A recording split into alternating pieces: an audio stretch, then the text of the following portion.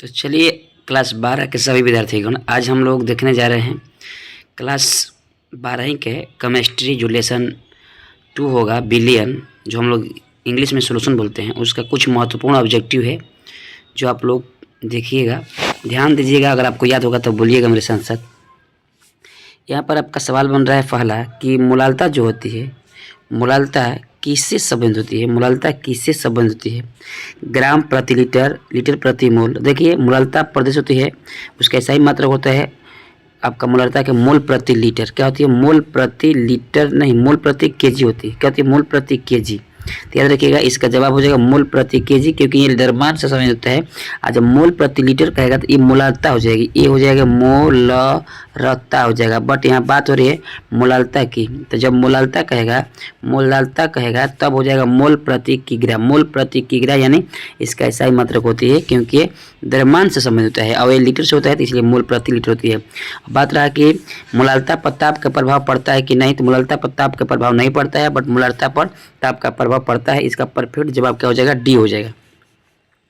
अगला सवाल देखिएगा। चला अगला सवाल बन रहा है कि निम्नलिखित में कौन सा अणुसंघ के गुणधर्म नहीं है? देखिए अणुसंघ के गुणधर्म 4 प्रकार के होती है, जिसमें हिमांक का अवनमन होता है, क्वथनांक उन्नयन होता है, आपका वाष्प दाब का अपेक्षिक अवनमन होता है, एक होती है परासरण दाब, वो नहीं है, इसलिए ऑप्शन क्या हो जाएगा? सी हो जाएगा। प्रकाशीय क्रियाशीलता आपका यहाँ पर अणुसंघ के गुणधर्म नहीं होती है, क्योंकि ये आपका अलग चीज़ है। ठीक है, तो याद रखिएगा अणुसंघ के गुणधर्म 4 प्रकार की होती है। अणुसंघ के गुणधर्म किसे कहते हैं? तो वैसा विलयन जो अणुओं की संख्या पर निर्भर रहता है उसे अणुसंघ के गुणधर्म कहते हैं। इसका जो प्रकृति होती है और इसका आकार हो जाता है, इस पर निर्भर नहीं करता है। प्रकृति और आकार पर अणुसंघ के गुणधर्म निर्भर नहीं करता है। तो अगला सवाल 3 नंबर बन रहा है, ध्यान दीजिएगा। हिमांक का अवनमन सबसे अधिक किसमें होगा? जिसमें आई का मान जितना ही आई होगा, यानी वांट हाफ गुणांक, यानी वांट ऑफ गुणांक, यानी इसको तोड़िएगा तो इसका मान 2 आएगा। आई का मान, इसका आपका आई का मान 1 होता है, और ग्लूकोज का आई का मान 1 होता है। इसका तोड़िएगा, आई का मान आएगा आपका 3 आ जाएगा। तो यहाँ पर K2SO4 हो जाएगा, क्योंकि इसका आई का मान सबसे ज़्यादा है। अगला सवाल बन रहा है चला कि किसी विलयन के सांद्रण व्यक्त करने के लिए कौन सा तरीका तापक्रम पर निर्भर नहीं करता है? तो यहाँ पर सवाल कुछ और कर रहा है, यहाँ पर ऑप्शन कुछ और है। तो यहाँ पर इस सवाल के अकॉर्डिंग इस सवाल का बनेगा पाई बराबर होता है CRT, यानी ये आपका हो गया परासरण दाब का सूत्र होती है, जो आपका ये वाला हो जाएगा, सी जाएगा उधर तो गुना हो जाएगा ना। चलिए अगला सवाल बन रहा है आपका। चला अगला है कि समप्रसारण विलयन के बराबर होती है, किसके बराबर? तो समप्रसारण विलयन का मतलब होता है कि जब 2 विलयनों की सांद्रता आपस में बराबर होती है और दोनों को कण आपस में इधर उधर गति नहीं कर पाते हैं, तब हम लोग बोलते हैं समप्रसारण विलयन। सम मतलब बराबर, प्रसारण मतलब प्रसारण की क्रिया नहीं होती है, यानी यहाँ पर मोलर सांद्रता जो होती है वो आपका इक्वल होती है। मोलर सांद्रता मतलब सांद्रण। अगला सवाल बन रहा है कि Cl एवं H2O के एजियोट्रॉपिक मिश्रण में रहता है कितना %? तो देखिए यहाँ पर हम बात बता दे रहे हैं आपको, जल जो होती है आपको होती है वहाँ पर 79 पॉइंट आपका होती है 8%, उसमें HCl जो होती है वो होती है 20.2%। कह रहा है कि इसमें HCl और जल के एजियोट्रॉपिक मिश्रण में रहता है, तो यहाँ पर HCl की बात हो रही है, तो यहाँ पर 20.2 हो जाएगा।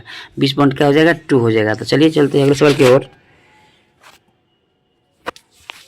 अगला सवाल बन रहा है चला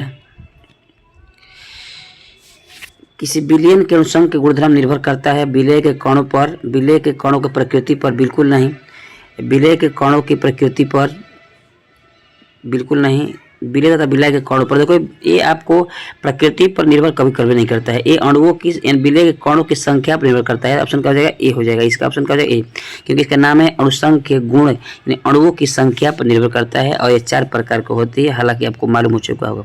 अणुसंघ के गुणधर्म है, देखिए 4 प्रकार की होती है ना, तो परासरण दाब भी करता है, पृष्ठ तनाव नहीं होता है, घनत्व भी नहीं होता है। कौन है? तो यहाँ पर आपका जवाब फर्स्ट बनेगा, क्योंकि परासरण दाब जो होती है अणुसंघ के गुणधर्म होती है, पृष्ठ तनाव, घनत्व, इनमें से सभी ही नहीं होगा।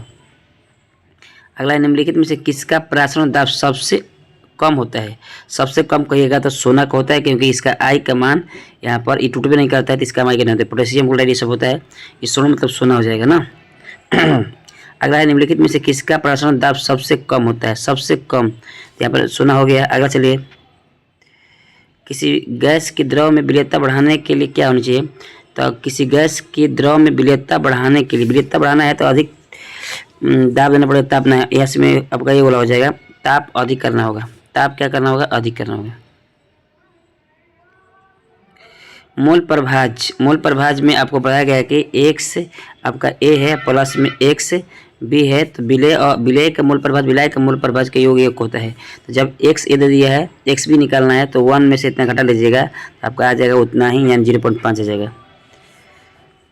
अगला है किसी विलायक के क्वथनांक कितना है, उसमें किसी विलेय पदार्थ को मिलाने पर क्वथनांक कितना हो जाएगा, तो क्वथनांक उन्नयन को क्या, उन्नयन मतलब होता है वृद्धि, कितना वृद्धि हो गया, तो 2% वृद्धि हो गया, तो इसका जवाब क्या हो जाएगा, सी हो जाएगा।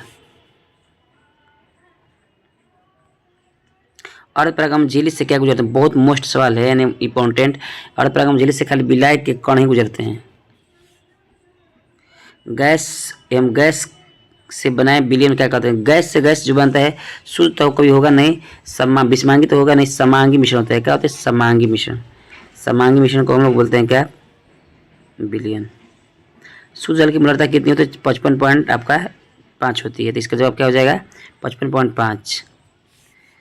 अगला है कि इतना ग्राम में जल में विलय भार इसको बनाइएगा तो आपका आ जाएगा 6%। हिमांक का नमन विलयन का कौन सा गुण है, तो अणुसंख्य गुण कौन सा है, अगर हिमांक का नमन, ये अणुसंख्य गुण मतलब हिमांक का नमन अणुसंख्य गुण का प्रकार है। अगला है कि जल का शुद्धिकरण किस प्रक्रिया से संभव होती है, तो ये होती है उल्टा, यानी उत्क्रम प्राशन द्वारा जल का शुद्धिकरण करते हैं, इसको आरओ बोलते हैं। बस इतना ही सवाल था, मिलते हैं नेक्स्ट वीडियो में, तब तक के लिए जय हिंद।